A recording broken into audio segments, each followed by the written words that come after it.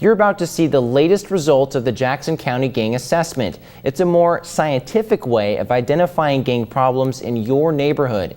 These results will help bring more funding to stop gangs. The assessment won't be finished till next year, but business and community leaders have already seen the first round of stats, and so far results are showing more laws and an increased police presence won't be as helpful in reducing the gang problem. I would say it's been going on a couple months, and I think they painted it over maybe once and then it happened again. A vacant building, tagged, changing the surrounding professional landscape.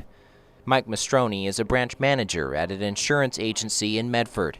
He's seen graffiti and vandalism not far from his business. It's hard to gauge if there's a gang problem per se. Though local business leaders like Mike can see evidence of gangs, they say Medford isn't as bad as Los Angeles, where Mike's from.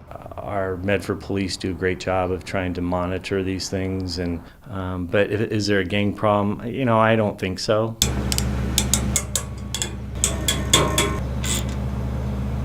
So let's get more specific. That's what local business and community leaders are doing about Jackson County's gang problem.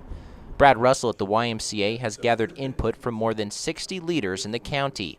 He wants more input, but so far their answers should reveal what's most threatening from local gangs. They're concerned about the increase of vandalism and graffiti. And there's other things that they're concerned with, but that's at the top of the list.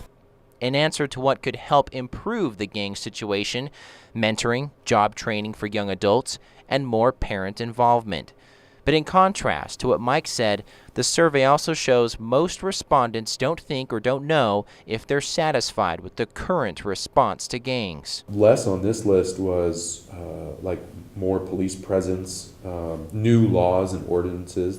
The gang assessment looks at polling information from your community. That information should bring federal, state, and local grants into the fight against gangs. And those who work with kids say it should define what your belief of gang activity really is. And kind of the hope is that once we've completed the whole assessment, that will be available to the general public. That information could prove valuable to business managers like Mike. That's part of not sticking your head in the sand. We're all responsible as business leaders, as public entities, police department, government officials. We all need to know the facts, and those type of assessments will help us to understand, is there an issue, and if there is an issue, how big is the issue, and then how do you address it? Mike says he'll participate in the gang assessment, and if you would like to participate, you can go to ktvl.com. We provided a link for you to weigh in on the gang survey. An oversight committee from Southern Oregon University is monitoring the program. Covering your news, Dave DeRorange, News 10.